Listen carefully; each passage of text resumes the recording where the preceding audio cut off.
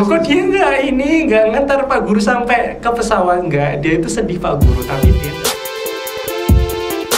waktu itu ya 2014 itu Pak Fatoni kan diterjunkan dalam rangka SM3T. betul.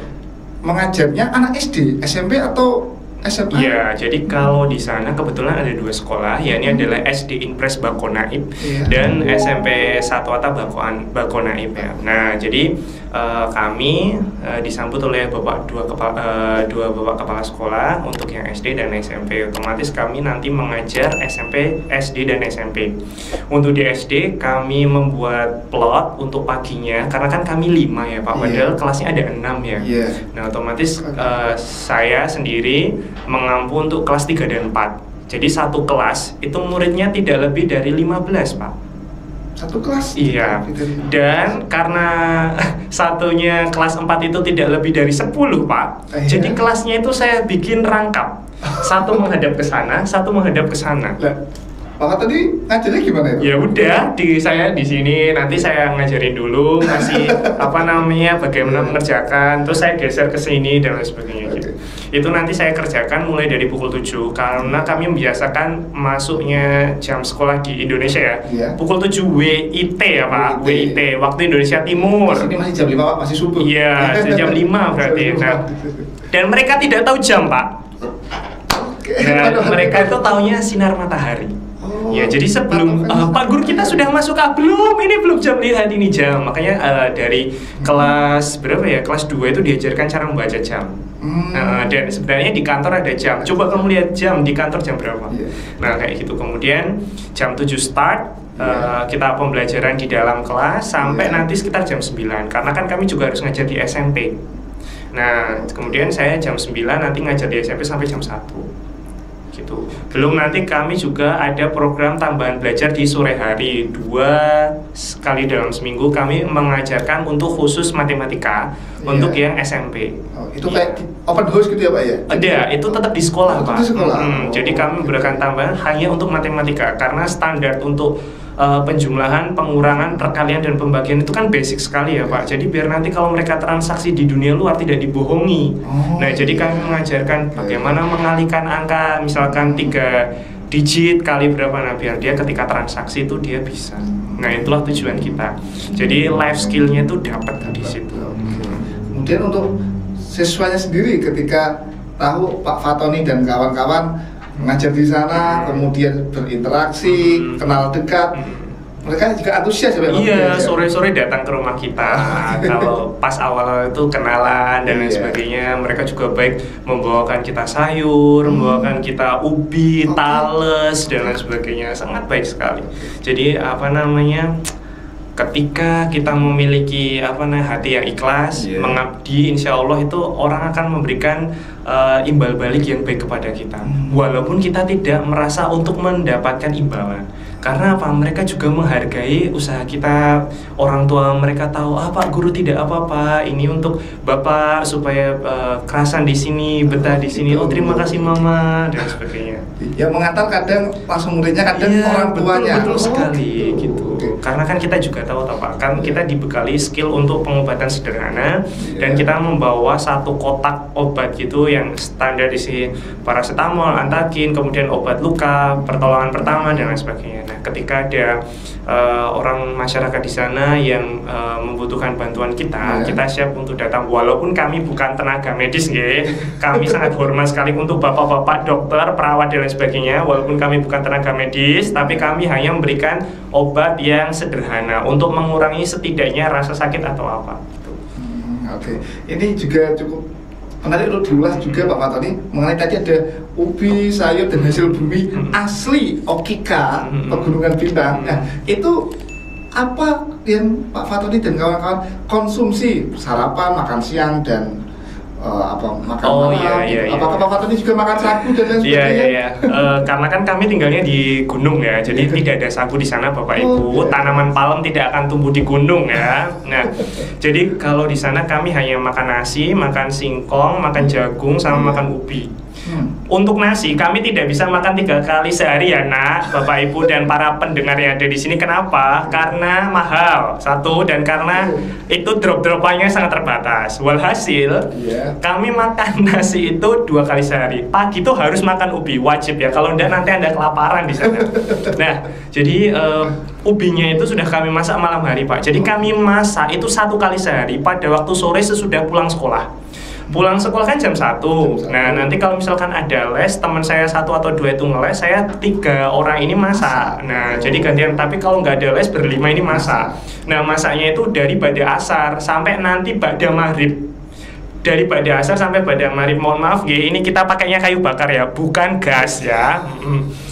Sangat ya konvensional ya. Dan alhamdulillah ada teman saya yang Katolik, otomatis kan beliau tidak menjalankan sholat maghrib jadi nungguin ubi saya itu matang. Gitu.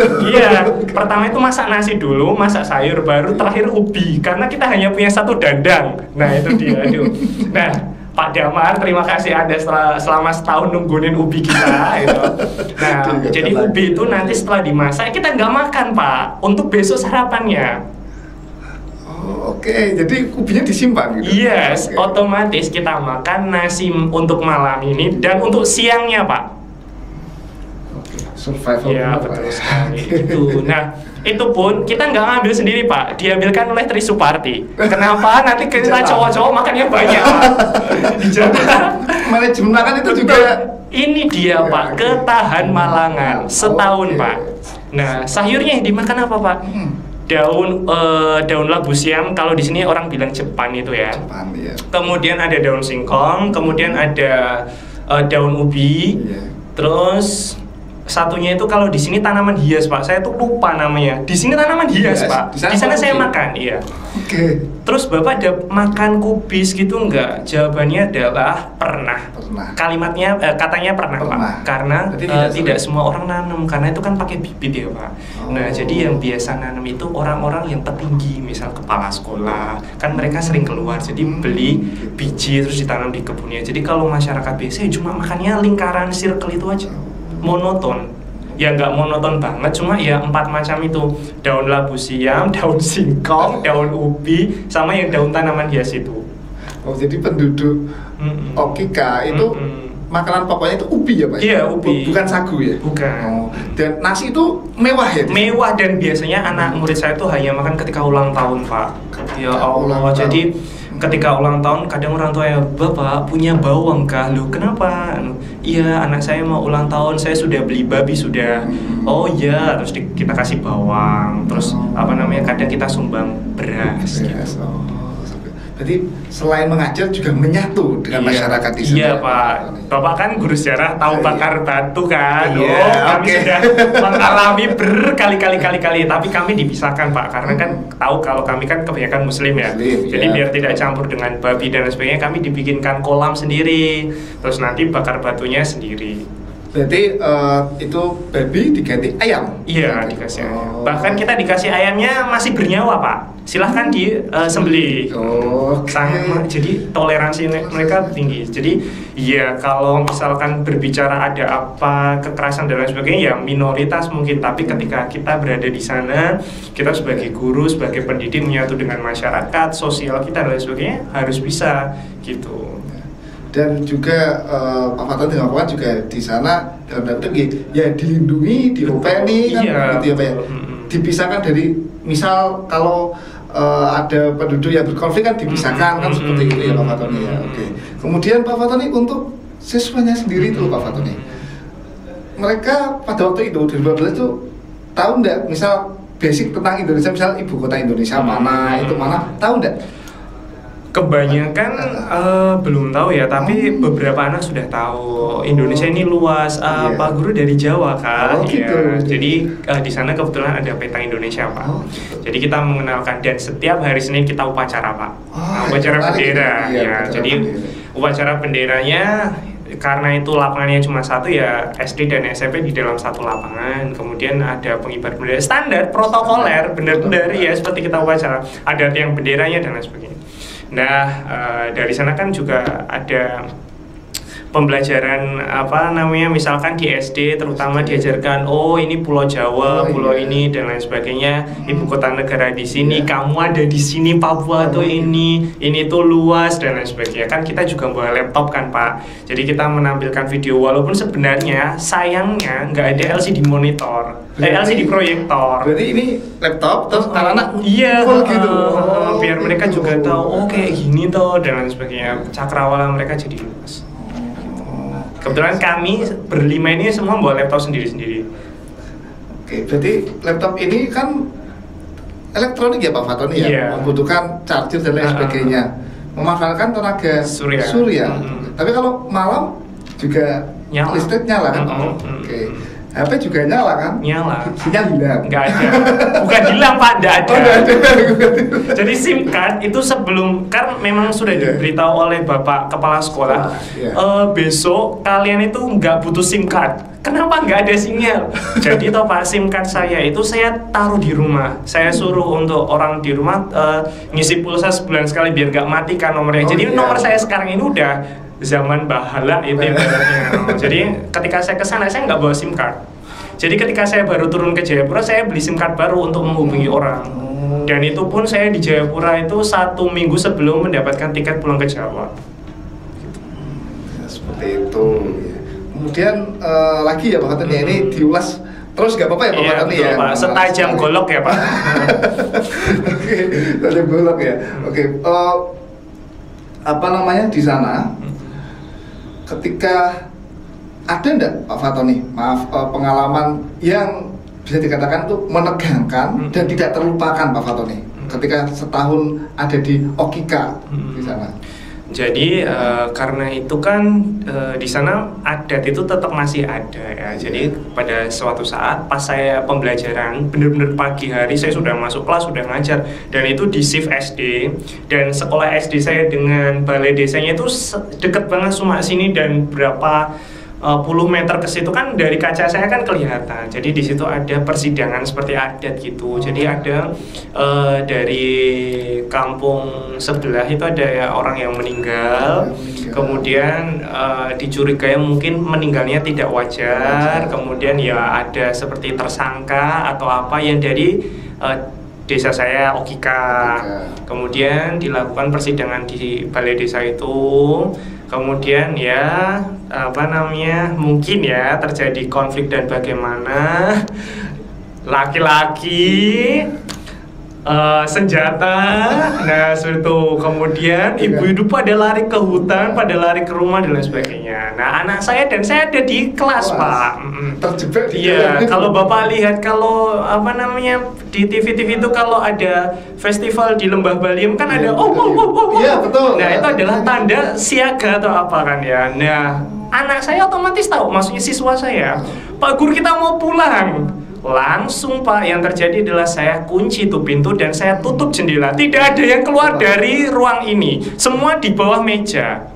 Ya di sana Bapak, jadi kalau kita laki-laki seumuran kita ini kemana-mana itu membawa panas sama parang Pak, kemana-mana. Iya, sebagai kan saya tanya, loh Pak kenapa Bapak harus lah Pak Guru, kita harus melindungi diri toh. Kalau nanti kita jalan di hutan tidak tahu ada apa, ada ular, ada babi, ada orang, kita panas saja. Nah, kita panas saja. Jadi sebagai positifnya ya Pak, kita untuk perlindungan diri kan di hutan ya. We never know what in the jungle. Yes, of course. Nah, kemudian ya sudah, terus itu saya juga ibarat bahasa Jawanya delik itu Pak, di bawah meja itu saya kunci semuanya.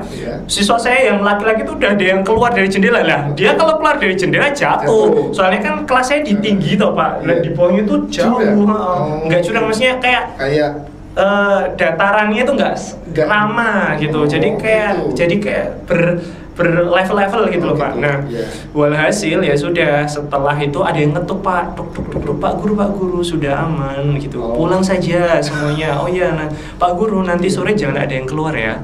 Pak Guru nanti sore jangan ada yang keluar. Lah terus aku harap cari sayuran piye kayak gitu toh. Terus aku tanya istiqomah Mbak, lah sayuran gimana Mbak? Bisa kok Pak, masih gitu. Ya udah gitu. Jadi Pak, kalau di sana itu kita mau nyari sayur itu ya menurut saya gampang sekali dan gratis, karena kan kalau Bapak ke sungai di sana ada selada air, ada apa namanya daun Jepang dan lain sebagainya, kalau dia tumbuhnya nggak di pemukiman warga berarti ya boleh diambil. Jadi kalau dalam bahasa Jawa saya 3 PTI gitu. Yes, betul sekali gitu. Dan itu biasanya yang melakukan hanya saya. Teman saya nggak mau. Dan itu juga dengan sungai Pak atau bagaimana? Enggak, ya kita harus jalan dulu Pak. Jalan dulu. Dan maksudnya yang tempat tumbuhnya sayuran itu nggak di sepanjang sungai itu, jadi agak di atas di mata air. Jadi di atas itu ada mata air untuk nyalurin seperti pipa PDAM gitu. Agak di atas, berarti Pak Tony juga naik Pak, naik bener-bener naik gitu. 5 menit sampai? Pak, itu nggak ada, cerita saya 5 menit sampai itu nggak ada. Terus bagaimana? Setengah jam paling Pak. Setengah jam? Udah Pak, kalau di Jawa itu semuanya datar, di sana itu semuanya naik Pak. Pulangnya turun coba. Gitu. Tidak terlupakan ya Pak Matan ya, tadi ada persidangan lokal, kemudian mencari bahan-bahan makanan sampai segitu. Tapi Pak Matan ini enjoy ya menikmati itu semua. Udara masih segar, saya bisa membayangkan di sana. Iya ya, makanya Pak di sana itu nggak ada kebisingan motor, mesin atau paling kalau mesin itu hanya mesin pemotong kayu yang ada di hutan. Kan kalau di hutan ada yang motong kayu kan kedengeran toh Pak. Hanya itu saja, nggak ada Pak. Jadi gitu. Kemudian kendaraan helikopter itu berapa bulan sekali Pak? Pernah, selama saya setahun di sana itu ada 2 kali kalau nggak salah helikopter dari TNI itu nurunin beras Bulog. Nah, yang saya nggak tahu ya kenapa kok para bapak TNI itu nggak landing sekalian, jadi ngambang. Jadi berasnya itu dijatuhin bluk gitu. Padahal itu kan landasannya kan itu landasan didesain untuk pesawat kecil ya Pak. Saya kira itu bisa ya, menurut saya sih sebagai orang awam. Ya tinggal toh kita juga masyarakat kan menjauh ya Pak. Anginnya aja kenceng kayak di film-film thriller di bioskop itu loh Pak. Wah, gawat toh. Nah, ya udah, saya nggak tahu kenapa ya. Mungkin beliau lebih paham dan sebagainya. Nah, dari ketinggian gitu Pak, berasnya jatuh blok.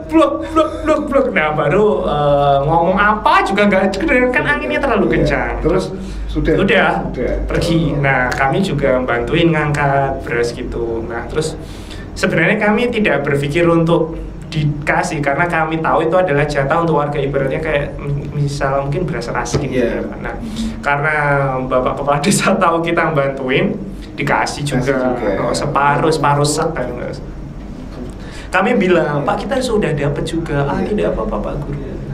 Gitu ya. Jadi saling tolong-menolong, ada feedback yang baik juga ya Pak Maton ya. Oke. Tapi di garis batas itu, di Okika itu, merah putih masih tetap berkibar. Berkibar Bapak. Oke, tidak ada gesekan atau apa dengan yang saat ini menjadi isu. Yang ini ya Pak, kelompok KKB, KKB ada di sana. Iya.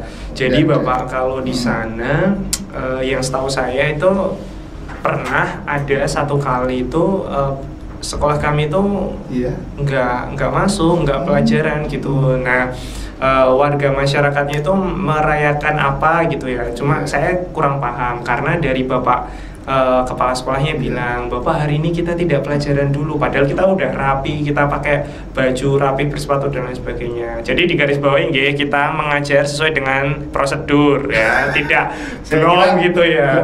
Karena tidak ada pengawasan dari kami menjaga, karena kan mereka melihat kita Bapak sebagai guru toh. Nah kita sudah siap, sudah naik ke sekolah walaupun belum masuk di kelas. Tapi dari rumah homestay itu ke sekolah 10 menit bisa tuh? Aduh nggak usah, kalau itu benar-benar cuma 5 menit Pak. Kami cuma di bawah dan di atas naik gitu ya, cuma naik gitu. Ibarat kata dari gerbang ke lobi, cuma segitu toh. Tapi naik ya Pak ya? Tapi naik Pak. Nah ya udah terus ada apa Pak? Terus karena enggak apa-apa Pak, pokoknya hari ini nggak masuk. Nah ya karena kita berpikir pasti ya udah ada acara saja seperti itu toh. Terus ada kan siswa kita yang juga sebenarnya udah masuk, ya toh Pak. Nah kemudian, kamu tahu enggak itu ada acara apa? Mereka selalu jawab, kita tidak tahu Pak Guru. Nah ya udah, maksudnya kami tidak mau mencari tahu lebih dalam karena kan ini ya Pak, privasi atau gimana dari warga di sana seperti itu, karena kan mungkin juga daerah-daerah yang tertinggal seperti ini kan tidak semuanya dijaga oleh polisi, tidak dijaga oleh TNI. Tapi kalau di Kiwirok ada pangkalan TNI. Jadi pernah Pak, ketika libur Paskah atau apa itu, kan kami juga bersurat-suratan dengan SM3T, tapi itu dari Universitas Malang. Nah, siswa kami itu ada yang sanak saudaranya di Kiwirok itu.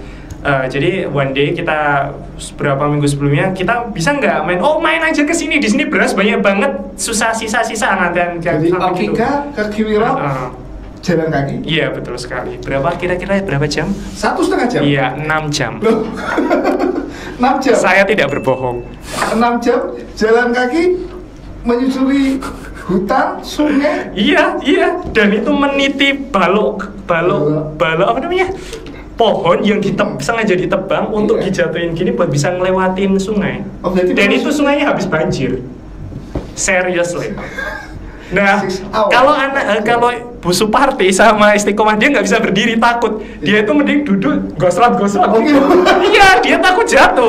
Nah, mungkin karena kita yang cowok-cowok ya dan badannya langsing-langsing toh, ya udah kita berdiri ya pelan-pelan gitu aja. Kalau mereka enggak, duduk gosrat-gosrat bayang lewati sungai sepanjang. Kok saya koma ya sudah, karena kan kalau di sana kita menginap berapa hari ya Pak? Pokoknya 3 harian gitu kayaknya. Kan makanan sudah dijamin oleh mereka dengan baik hatinya. Terima kasih teman-teman dari UM yang ada di Kiwirok. Oke, jadi di sini sambil bernostalgia juga ya Pak Fatoni ya. Cerita di sekolahmu gimana? Malah sekolahan mereka lebih besar. Cuma ada SMP tapi besar sekali. Tapi 6 jam ya Pak? 6 jam Pak. Jadi kami berangkat jam 6 sampai di sana sholat zuhur. Pas banget. Melewati gunung bener-bener. Nah, Kiwiroknya itu di mana? Itu loh Pak, di belakang gunung yang itu. Wah, di belakang gunung. Di belakang gunung itu baru Kiwirok. Oh, berarti perbatasannya gunung itu. Nah, iya Pak Guru. Nah, kan ada siswa kita yang sebagai petunjuk jalan. Ada pemandunya ya? Iya, kita gimana nggak tahu peta. Saya kira full survival itu Pak. Karena kan dia punya saudara di sana. Oh, gitu. Jadi berangkatnya ber-6 ya, 5 sama Pak Fatoni 1. Tapi kayaknya murid saya 2 deh. Murid saya 2. Murid Pak yang menjadi pemandu kita. Bukan orang dewasa, murid. Bukan murid. Jadi diajarkan untuk berpetualang ya Pak ya. Oke. Ibarat kata dia udah gemesalah, ini orang Jawa jalannya lama sekali. Padahal kita tuh bawa tas. Pasti muridnya Pak Fatoni itu ketika melihat Bu Istiqomah dan Bu Suparti biasa tahu pasti dia. Iya tuh, kasihan toh. Iya. Dan pemandu kami itu perempuan loh Pak. Iya, siswa saya perempuan. Oke, kemudian setelah katakanlah ini sudah 1 tahun dengan banyak pengalaman, banyak kenangan, kemudian bagaimana kesan Pak Fatoni ketika harus meninggalkan Okika dengan banyak kenangan itu? Bagaimana Pak Fatoni? Ya, jadi setelah itu kan kebetulan awal semester ya. Jadi kan Agustus kan. Ingat, Agustus adalah awal pembelajaran tahun pelajaran. Nah, jadi pas sekali saya kembali juga Juli. Jadi setahun alias 1 tahun pelajaran. Setelah siswa saya dinyatakan lulus yang SMP itu, kemudian kami juga mengadakan ibaratnya pamitan dengan semua warga, perwakilan dari desa, kemudian dari sekolah dan lain sebagainya, dikumpulkan di sekolah karena kan dia yang punya tempat yang luas di lapangan gitu toh Pak. Terus ya udah ini Bapak Ibu guru setahun di sini, sesudah ini nanti kami harus pulang kayak gitu. Jadi nanti kamu insya Allah diganti oleh Bapak Ibu guru yang lain. Nah, kebetulan kami sudah tahu pengganti kami itu dari UM, jadi Universitas Malang. Yang angkatan berikutnya ya? Terus jadi kami bikin 1 kardus, itu isinya surat wasiat ya. Terus perlengkapan kami yang kami tinggal perlengkapan pramuka dan lain sebagainya. Bahkan kan kami pulang itu tidak semuanya berlima langsung turun ke Jayapura. Jadi berangsur-angsur, dan saya dan Istiqomah adalah 2 orang yang pulang terakhir. Saya dan Istiqomah kita pulang terakhir. Yang lainnya 3, Pak Damar, Pak Suwaldi dan Bu Parti itu pulang duluan. Maksudnya ke Jayapuranya karena kan mereka harus nyariin tempat kita ngontrak dan lain sebagainya toh Pak, sebelum mendapatkan tiket kepulangan ke Jawa. Nah itu terus, saya sama Istiqomah bilang, Mbak, kita nanti yang dapat tugas untuk membuat wasiat loh ini, yang lainnya kan sudah nyiapin toh Pak, apa cerita apa dan sebagainya. Nah saya bilang, Mbak, aku koyone perlu gawe peta air deh. Nah saya bikin Pak, jalur perairan di sana. Jadi di sana itu ada selang kalau di sini selang buat nyemprot itu loh Pak. Di sana itu ibaratnya udah jadi pipa. Udah jadi pipa.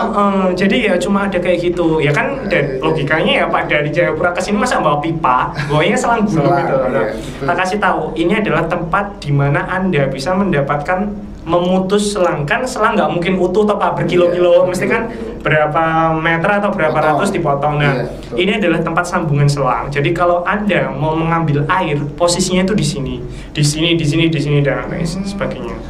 Nah, terus itu perlengkapan dan sebagainya, cerita kita dan sebagainya. Alhamdulillah kita masih ya kontak dengan teman kita yang ada adik angkatan kita, dia UM gitu. Nostalgia itu membangkitkan suasana seolah-olah. Nah, tadi ada di sana ya Pak ya. Terakhir itu kan kami orang dua, saya dan Istiqomah itu kan yang pulang terakhir Pak. Nah, tuh murid kami itu ekspresinya macam-macam. Pas hari H kita naik pesawat kecil gitu ya. Nah, ada yang siswa kita itu ngantar. Habis itu dia nggak mengucapkan kata apapun, dia langsung pergi. Nah, saya tanya temennya, loh kok dia nggak ngantar Pak Guru sampai ke pesawat? Nggak, dia itu sedih Pak Guru, tapi dia nggak suka ngelihat perpisahan, nggak suka nangis di depan gitu. Nah, padahal warga-warga di ya ampun, kayak kalau Bapak ngelihat penyambutan Bapak Presiden tuh loh, sepanjang jalan ada anak-anak, ada orang ibadah. Nah, kalau itu enggak, itu semuanya warga Pak. Warga ya Allah. Padahal kan lintasan pesawat kan panjang gitu. Ya itu kayak gitu Pak. Nah, diantarkan ke atas kayak gitu terus. Ya udah, karena Istiqomah kan perempuan, otomatis mama-mamanya itu kan pada nyiumin, nyalamin, nangis gitu toh. Nah, saya itu sedih, tapi saya tuh nggak bisa meneteskan air mata gitu loh Pak. Saya tuh bingung. Akhirnya saya sedih, tapi saya juga senang karena saya setahun itu nggak ada komunikasi apapun Pak. Nah, maksudnya saya akan kembali ke dunia Jawa, ngelihat jalan aspal itu kayak apa sih. Saya setahun nggak ngelihat jalan aspal loh Pak. Jalannya setapak berarti Pak? Jalannya tanah semua Pak. Gitu. Nah, bahkan ketika saya di Jayapura, saya naik motor aja bingung loh Pak.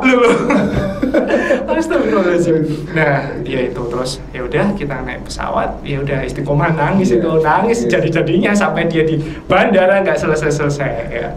Nah, ya, apalagi kan Istiqomah itu dia ngajar kelas 1-2, saya ngajar 3-4, Suwaldi ngajar kelas 5, Pak Damar ngajar kelas 6, Bu Parti ngajar sebelum kelas 1 tuh kayak ada anak-anak kecil buat TK-TK-an gitu. Nah, gitu. Nah, kemudian Pak Fatoni, adakah pesan untuk generasi muda mengenai cerita Pak Fatoni tentang pengabdian ini? Monggo Pak Fatoni. Ya, kalau saya berpesan untuk Anda semuanya, yang pertama sebagai generasi muda, lihatlah Indonesia ini lebih luas dan lebih dalam. Bagaimana kita bisa berkontribusi dalam sekecil apapun terhadap mereka-mereka yang membutuhkan. Jangan sampai kita hanya memikirkan apa yang kita rasakan yang ada di sini, melainkan mereka yang di luar belum melihat kebaikan atau kesenangan yang menurut kita itu sangat remeh atau sangat kecil. Jadi ketika Anda melihat anak-anak atau saudara kalian atau tetangga kalian yang membutuhkan, bantulah sebisa kalian. Lihatlah Indonesia lebih luas. Apabila kalian memiliki passion untuk mengabdikan, coba cari program-program dari pemerintah, dari swasta yang bisa kalian gunakan untuk pergi di luar Jawa sebagai kota kalian yang biasa kalian dapatkan ini. Di sana sangat banyak sekali pengalaman yang bisa kalian dapatkan, rasa bersyukur yang bisa kalian dapatkan, serta ilmu yang bisa kalian dapatkan di sana.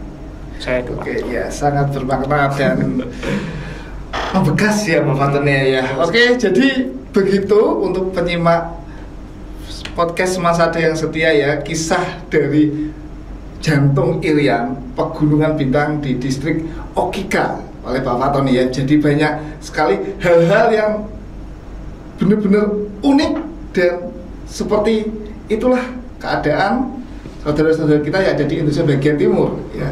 Nah, harapannya nanti kedepannya Indonesia itu bisa merata jenjang pembangunannya, fasilitasnya ya, sehingga bisa mengaplikasikan benar-benar nih sila kelima ya, keadilan sosial bagi seluruh masyarakat, bagi rakyat Indonesia ya, seperti itu.